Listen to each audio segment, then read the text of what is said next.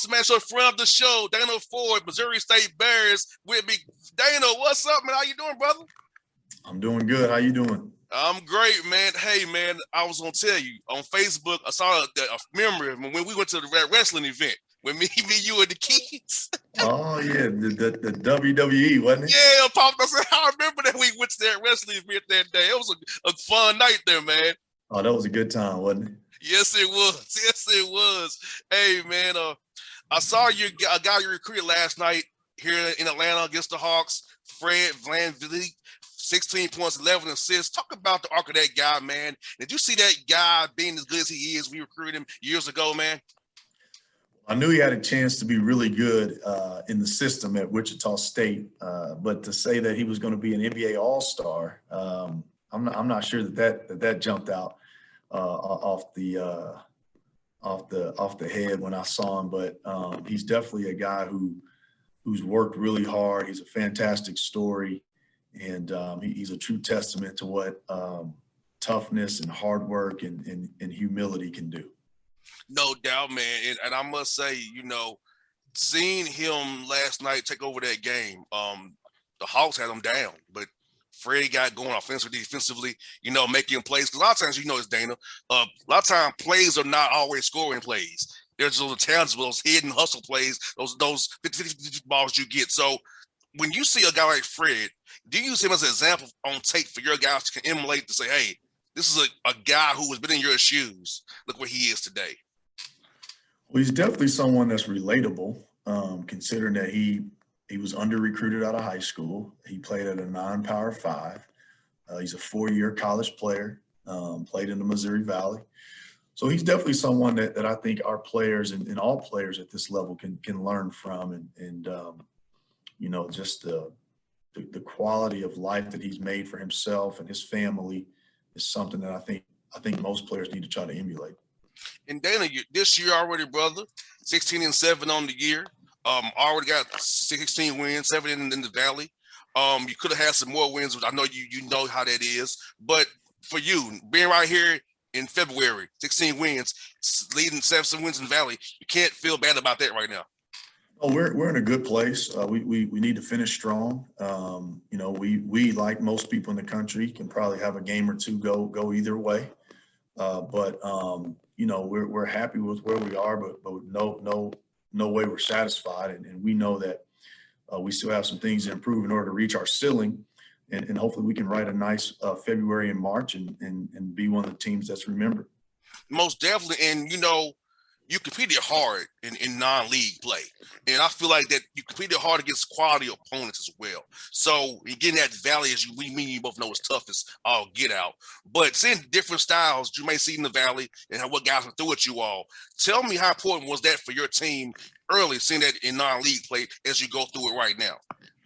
We tried to schedule a lot of teams in the non-league that played like someone in our conference, and whether that be South Dakota State, which they kind of play a little bit like Loyola, or that will be a BYU that maybe plays similar to a Northern Iowa, or like a Oral Roberts who plays like Evansville, and so we tried to give ourselves some type of look early in the season for what we would see late. We feel like we've been prepared for the Valley. We've performed pretty well up until this point. We're 7-3. We lost one in overtime, lost one at home by 1, and then we lost one on the road at Indiana State, in which we had a shot to tie with 5 seconds to go. So we feel like we've competed in every game, and now we just have to get to where we're winning all of our close games down the stretch. We're more than capable, but we definitely feel like our guys are prepared for what's in store. And the close game, someone want to touch on you with, Dana, is this, man. At least you're getting it live reps of doing it, because I've been in your practices before. You put time on the clock, but it's not the same thing as having the referees, crowd, and a real opponent who wants to stop what you're doing, doesn't know what you're doing. So even though they didn't turn out the way you want to turn out, but it's experience for when it really counts down the road here at Arch Madness. Absolutely, and and you want to try to go back and learn from as many in-game situations that you have throughout the year, and we've definitely been able to do that. And we've already seen lots and lots of different situations that could resemble games in March, and so we're just looking forward to continue to improve that. No doubt. And Dana, talk to us about this, man. The crowds you're having at home, 9-3 at home, feeling at home court, having students and fans this year, because last year not so much. How good that felt to have people back in the stands again, cheering for you all, seeing the play of your Bears, man? It's always helpful when we have a good crowd, in particular our student section. I think a lot of energy is produced, throughout our building when our student section is live and full. And we've had really good student turnout this year. And our guys have won, I think maybe now 3 or 4 in a row at home, 9 out of 12 at home. We'd like to be undefeated at home. I think that's always a goal of ours. But we need to continue to protect our home court, especially down here coming down the stretch in February. We've got 4 more home games, and they're all going to be very important. And Dana, I love how Isaiah has really improved, man. Offensively, defensively, leadership, and intangibles. That guy's leading the way for you all here. It's a snake for you all, in my opinion. Talk to the listeners about Isaiah and what you saw in that young man, bringing him to your program, what he's done for your program this year on the court and off the court. He's an extremely hard worker. He works on his craft all the time. Seems to get along with everyone, perfectly fine, whether that's on the court, off the court. Very competitive guy. Has an unbelievable scoring knack. Literally just one of the more gifted offensive players, not only in our conference, but probably in the country. So we're fortunate to have him, and he makes a lot of our lives easier, especially on the offensive end. No doubt. And also, Gage Prim, man, talked about him last year, man. He's affecting the game for a bunch of ways as well, giving you a presence, defensive, offensive as well, and his leadership as well. Talk about what Gage is, how's he improved from last year to this year, and what you see him doing for you down the road, which will be key to winning these games as February and March gets more important. He's always getting in better shape every year, and his body looks great, and he's healthy for the most part. He had a little deal with the flu this year, then a turned ankle. So we feel like he's starting to really, get on the mend and the plus side of health down the stretch. And he's a game changer for us. Very few people at our level have someone like Gage and someone that demands a double team, a triple team, and such a great scoring touch and a tremendous passer, nice free throw maker. So he's definitely a weapon that we're blessed to have, and if we want to make a run down the stretch, we're going to have to really depend heavily on him. He makes the game easier for everyone, and he's the anchor of our defense, and he's one of the best rebounders in the league. So he's going to have to play at an all-conference level for us to reach our ceiling. And speaking of what Gage does, you have pretty much 5 guys in double figures almost. So having multiple options on nights when shots not falling, and having a guy who's a willing passer, willing to make the right play for his teammates and trust them will help you down the road as well, in my opinion. Oh, for sure. And we've got a nice core group of guys that have gone through the Valley and, experienced what it takes to win in the Valley. And our guys have gotten along well all year. We feel like we have all the makings of a championship caliber team. And we're not 100% healthy. DeMarcus Sharp is still out, but when he rejoins our team, we feel like we'll be even deeper. Lukai Patterson has done a great job in his absence, and Jalen Minette and Isaac Haney have come off the bench and done wonders for us as well. But like you mentioned, those guys earlier, Gage Prim, Isaiah Mosley, Donovan Clay, Javonte Black, those are guys that we lean on heavily for their leadership.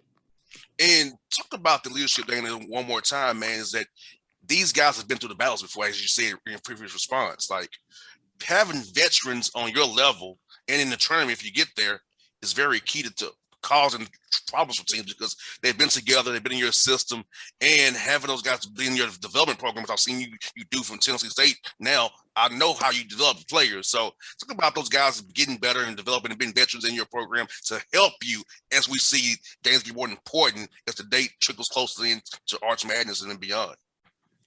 It's very important, and you want guys that understand what it takes to be able to accomplish certain things, and leadership. Everything rises and falls on leadership, and we like our leaders. Jamonte and Gage are vocal leaders. Some of our other guys lead by their actions, and that's been a area that a lot of our players have had to step up in the absence of DeMarcus, who's definitely just a natural born leader. But experience is one of the best teachers, and a lot of times your most experienced guys are your best leaders, and so we're going to continue to rely on those guys, and we'll literally go as far as our leaders take us. No doubt. And also, Dana Mel, let's saw a stat on your roster, man. 7 guys are shooting over 30% for 3-point range. So having it option outside, man, confident defense as well. Having guys who can shoot those threes for you. Talk about your shooting and your development of guys making those threes for you. It can help open up for Gage inside as his double team to open guys for threes, not throwing them shots for you, brother. Well, it's hard to score in today's game if you can't shoot the ball, because in college you can play what the NBA calls a legal defense, and guys can just zone up and not guard certain people, and we do that ourselves. But in order to be a consistent scoring team, you've got to be able to shoot the basketball, and we emphasize guys trying to work first to get a layup.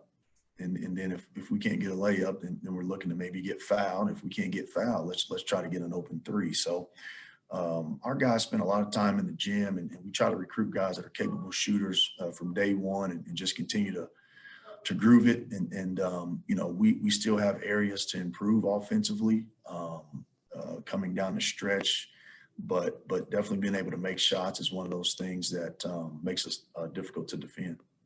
We got you to Carbondale coming up. Dana, tell me about that matchup with some of those guys on film, man. Yeah, so this will be our second time playing them. Very tough physical team. They like to grind it out, so we'll have to have a lot of discipline, a lot of toughness. We'll need to be assignment correct on some of their marquee guys like Lance Jones and Marcus Domass. So a nice balanced team and a tough environment. But one that we're looking forward to, and one that our guys are fired up to be a part of, and looking forward to getting another road win. And then the Valley's growing, man. You got UIC coming, Belmont and Murray State, 2 people you've played before, and Matt McMahon and Casey Alexander. Talk about the Valley's growth, man, and how the conference will get even better with the additions of UIC, Belmont, and Murray now coming into your conference next year. For sure, and unfortunately, we lost Loyola, and so that required some additional changes to be made, and in our case we added, and so I think it's good for our league when you think about programs with the rich tradition of Belmont and Murray State. Those are win-wins anytime you can get those guys to join your league. And then UIC is a university that has a lot of potential. They've got just as much potential as Loyola when they joined the Missouri Valley. And we know the market of Chicago has been good for the Valley ever since Loyola made their run to the Final Four. Great sports city, nice recruiting city for most teams in the Valley. So just makes a lot of sense to try to continue that type of relationship. And, you don't like to lose teams. Over the years, we've lost really good programs, whether it be Creighton, Wichita State, now Loyola. But now we're starting to add some programs. Murray States of the world and Belmont. So those are programs that historically over the last 10, 15 years, probably even more than that, have been really, really good mid-major programs. Selfishly, I'm glad I can see you. Selfishly, I'm glad that I get to see you. So selfishly, I'm happy and happy, man. I'm happy. Yeah. We'll be looking forward to seeing you down there. Now, Data, I got 2 more for you, man. Super Bowl, Rams or Bengals? Who you got, man? Wow. Well, since the Chiefs aren't playing, I don't know who to root for. My son is a big Chiefs fan. I guess, you got to root for the team that put yours out. So I guess I have to go for the Bengals. Well, I'm indifferent. The Falcons nowhere to be found, so I'm just gonna enjoy the game. Oh, I hear you, man. No doubt. And finally, We hey, need to get how's the the Dirty Birds back. yeah, we gotta get it going. Man, it's a nice one for you, brother. How's the family doing, the wife and the kids, man, and how they been doing, man? Everybody's doing great. I'm gonna tell my wife that we spoke today. I forgot to mention it this morning. She'll be happy to see you. She's gonna be making those trips down to Nashville as well. She's excited.